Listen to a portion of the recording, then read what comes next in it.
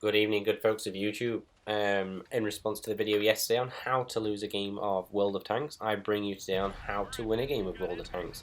We're going to be playing on steps, the sandstone variant, so this is actually quite a good way of showing how pushing forward can help, because it kind of helps you on the back that people can't spot you until you are very, very close. So I've seen people being more in tune in pushing forwards with their team.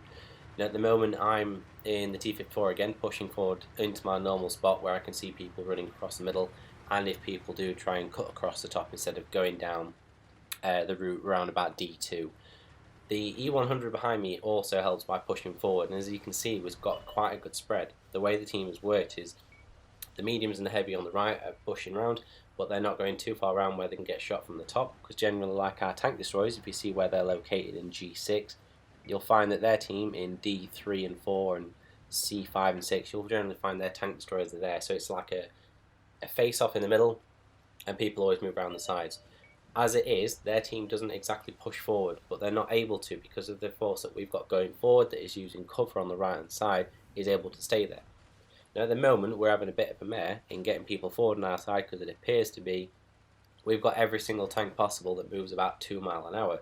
So we're kind of a bit screwed. So I'm waiting for them to catch up so I can then push forward and do what I'm doing now.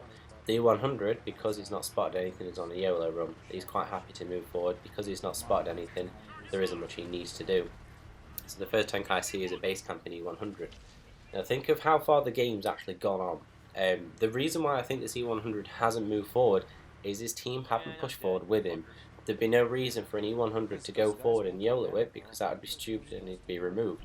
That was my thought for this E100 not moving forward. So I knew that I could push forward myself and find myself in a position where I can either get side shots on people, as I am here, again, in cover, making sure that I'm at least 200 meters away before I fire, although in this case I do take the shot at him because I know I can hit him and roll back. But at the same time, I'm trying to figure out where they are. To this time, I don't actually know why they didn't push forward, but because the E100 didn't spot anything, I knew that when I then spot the E100, the reason why he's not moved forward is because their team haven't pushed from the spawn, because they were assuming that in some way no one on our team would go themselves. So I took it by myself to move forward along with the E100. If he's happened to move forward and not spot anything, I'll move forward because I can safely assume where they are. There's only so many spots on this map where people can go, so I can pretty much guess what they're doing based on what our team are doing on the right side and what their team are doing on the left hand side. At the moment, because of the way steps works, you can't actually see the people on the right, but because there's only 2 tanks destroyed, I can safely assume that a lot of them are still alive. And as you can see, they've hammered the right hand side completely. Using the cover that goes down the side of the hill, they're able to take people out, and they were coming over. They must have been single file. They can't have been acting as a group together. They couldn't have been, because everyone was sitting back. And it looks to be that they've been able to see the exact same thing on the right hand side as we have on the left. That they were able to push forward, only come across 1 or 2 tanks every now and then, and find themselves in a position where they can carry on pushing and be really, really aggressive and force the other team into making a decision that they shouldn't be making. At least from the very start of this game, one of the primary reasons why we're getting into the position we are now is their team didn't aggressively push. People sat back. Now the E100 driver here wasn't able to take advantage of his armor like ours was because he had no support and backup. He's got like 3 or 4 tanks shooting him and me, so there isn't much he can do. Very nice lucky shot on the T69. Knowing at this point that we've pretty much won the game, it's not really much more I could say in regards to the game, although I did make a decision to come around this corner and not realise the waffle had decided to sit back and be like, shit. But I did try and run. Fortunately, the waffle was somehow either server lag with his rescue or just couldn't aim it. But either way, I wanted to make sure I would remove from it, and I was just saying great shot on the progress that he managed to miss me by a large margin, but that was all just amusing. The rest of the game was pretty much a foregone conclusion. We're 12-4 up. This is an extremely odd game. Don't expect to see this happen all the time. We had an equal force going right and left, and we had another team that was refusing to move forward, and that was all gathered by how people play. Seeing the 100 sit back, there's only one reason he's doing that, and that's the fact he hasn't got support, so I know I can push forward. Also with that, I know that being a medium tank with really good camo rating, really good actual view range, whatever it is that I'm going to come across, I am never going to get spotted from it, because I will always spot it before it spots me. this is what ended up happening in the game. And at the end of it, it basically proves, because you don't see a large amount of damage done by a single person, it tends to be over the course of several tanks, certainly the ones that go around the right hand side rather than myself.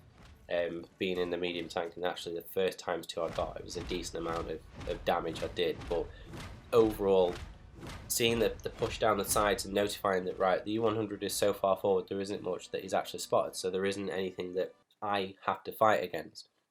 No worries at all, I'll push down my side and he can push down his left, which is what we did, and you can see how it works. One of the things to take from this is look at how the enemy team are playing. If you get yourself into a position where you're forward and you're not spotting anything, you can fully assume that, right, I'll wait here 15 seconds. If nothing gets spotted, I'm going to have to assume where they're going. Again, this is going to be map specific. You're going to look at cases where you're on some maps where they've all pushed around one side over another.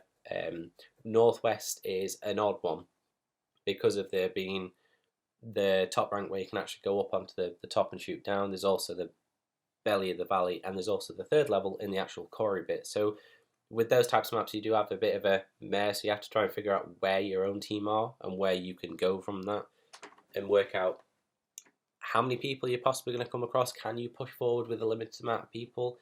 Is it going to draw your own team out with you? If not, it's not really worth going forward until a lot later into the game, unless you actually needed back at your own spawn. But again, to take from this game, it's mainly how other people play this game. How is that this tank, the specific type of tank, should be doing this role, but is not. He's doing this other role, which is not something he should be doing. Okay, why is he doing that? Most likely it's the case that he is unable to do anything by going forward, such as the case at 100, because he has no support.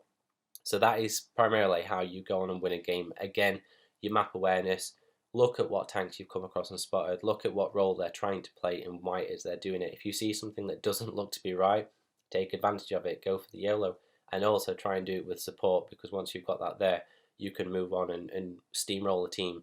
Aggressive play causes people to make decisions that they shouldn't be making, and from those mistakes, they will all steamroll and barrel roll into multiple mistakes, and then it'll just go on to be a game that you can go on and win.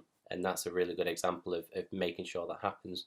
So hopefully, I hope you enjoyed this one. I will put in the description the other video on how to lose a game of World of Tanks. It's ideal. I do it on a regular basis, so I should be a pro at losing. But yeah, that'll be in there. And then obviously in the other video will be linked to this one. But hopefully if you enjoyed it, do comment, like, and subscribe, and let me know what you think. Cheers.